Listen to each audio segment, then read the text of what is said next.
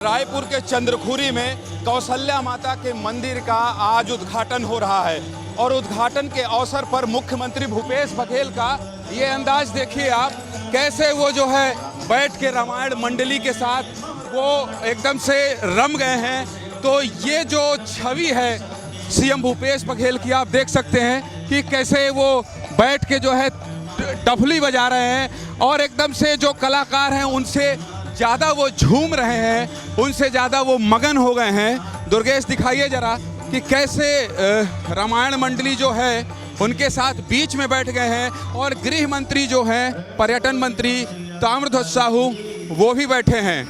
तो ये स्थिति है आज राम वनगमन पथ के उद्घाटन के अवसर पर।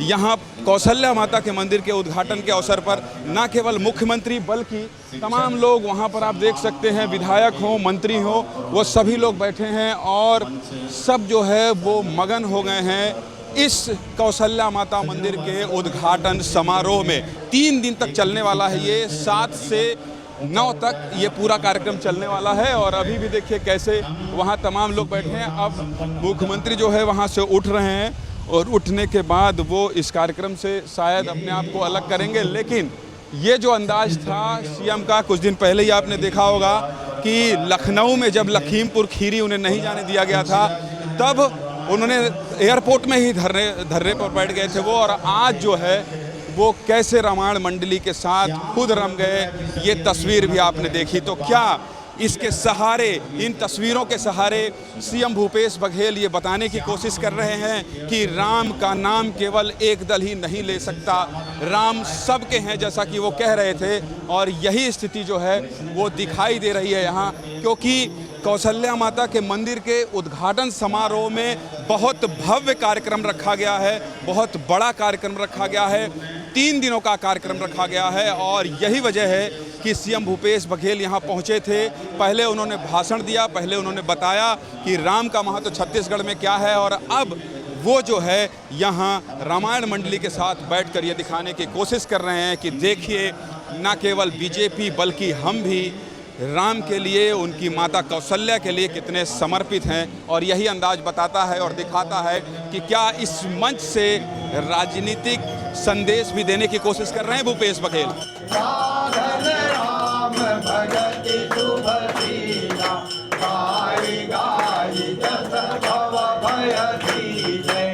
एक नज़र आपको कौशल्या माता मंदिर परिसर की भव्यता को मैं दिखाने के बाद बताऊंगा कि आखिर इसमें कितना पैसा लगा है और कब इसका निर्माण कार्य शुरू हुआ था। देखिए ये पूरा तालाब है और तालाब के अगल बगल जो लाइटिंग दिख रही है बहुत ही खूबसूरत है। और इसके साथ ही आप देख सकते हैं कि कैसे पत्थरों से यहाँ नक्काशी की गई है। और ये जैसे अयोध्या में मंदिर देखते हैं और जिन पत्थरों का इस्तेमाल अभी फ़िलहाल सरयू घाट के आसपास हुआ है, वैसे ही पत्थर ये दिखाई दे रहे हैं। और इन्हीं पत्थरों के छोटे छोटे गुंबद जो हैं वो बनाए गए हैं। उधर भव्य द्वार बनाया गया है। कब और क्या क्या बनाया गया है, कितनी लागत लगी है, क्यों बनाया गया है और कब से इसका निर्माण कार्य शुरू हुआ था, पर्यटन विभाग के संसदीय सचिव और विधायक विकास उपाध्याय हमारे साथ हैं।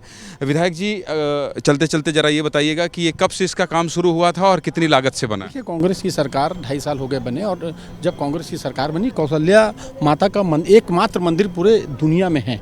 और कौशल्या माता राम की माता हैं। और कौशल्या माता का मंदिर का निर्माण छत्तीसगढ़ की सरकार कर रही है, जिसमें इस मंदिर परिसर की अगर आप बात करेंगे तो 9 करोड़ रुपए से ज़्यादा इसमें लागत लगकर इसको भव्य बनाने की बात है। और साथ ही साथ राम जी जब 14 साल वन में थे और वन में कुछ वर्ष वो छत्तीसगढ़ में भी उन्होंने बिताया था। तो छत्तीसगढ़ में जो बिताया गया था समय, इधर आइए जरा, मैं ये इसकी बात कर रहा था कि कैसे गेट को भव्यता दी गई है और इसके साथ ही एक बहुत बड़ी प्रभु श्री राम की प्रतिमा बनाई गई है, मूर्ति बनाई गई है। आप देखिए कितना बड़ा स्टैचू कह सकते हैं आप, कि पूरा यहाँ पर इसका भी उद्घाटन मुख्यमंत्री भूपेश बघेल अभी करेंगे। और ये देखिए, इस प्रतिमा को देखिए प्रभु श्री राम के। तो ये कुल मिला के राम वनगमन पथ के योजना अंतर्गत इसका निर्माण किया गया है। और आज ही जो है इस दिन को चुना गया, नवरात्र के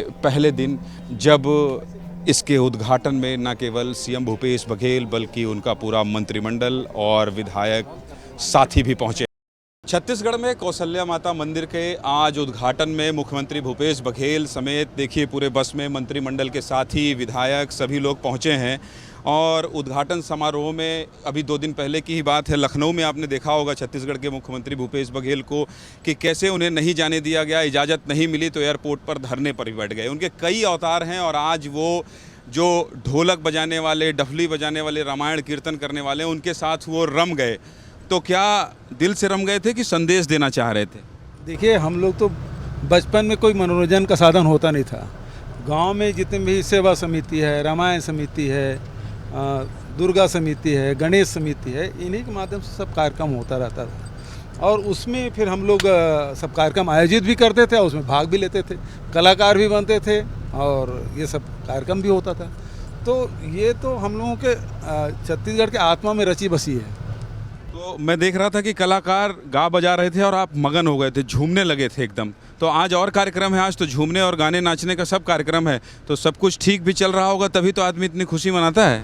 देखिए, आदमी दिन भर काम करते हैं। छत्तीसगढ़ में हमने देखा कि किसान है, मजदूर है, दिन भर खेत में काम करने के बाद आके शाम को गीत है, संगीत है, नृत्य है, चाहे वो हमारे आदिवासी कहें, चाहे हमारे अनुसूचित जाति के कहें, हमारे किसान मजदूरों के कहें, ये सारे लोग उस संगीत में सारे दुख भुला देते हैं। उस गीत, संगीत, नृत्य में वो ताकत है कि सारे थकान और गम दोनों को भुला देता है। थकान, गम और दुख सब कुछ मिटाने के लिए आज जो है मुख्यमंत्री भूपेश बघेल के साथ छत्तीसगढ़ मंत्रिमंडल के तमाम साथी, और ये देखिए एक विधायक ये भी हैं जो पूरा एकदम से लाल कुर्ता पहनकर बैठे हुए हैं। चंदन बड़ा लगा है, आज ही के दिन चंदा बड़ा लगा है या लगाते हैं हमेशा आप?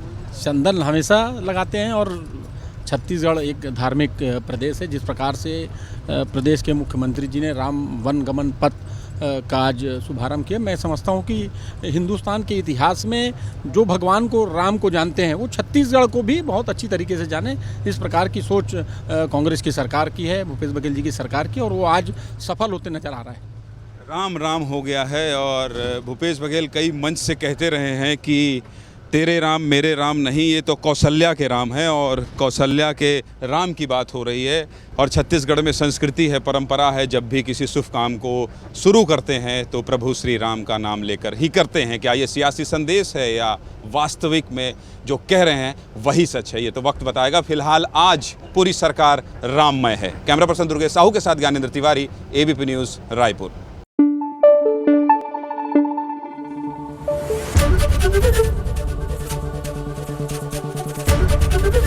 एबीपी न्यूज़ आपको रखे आगे।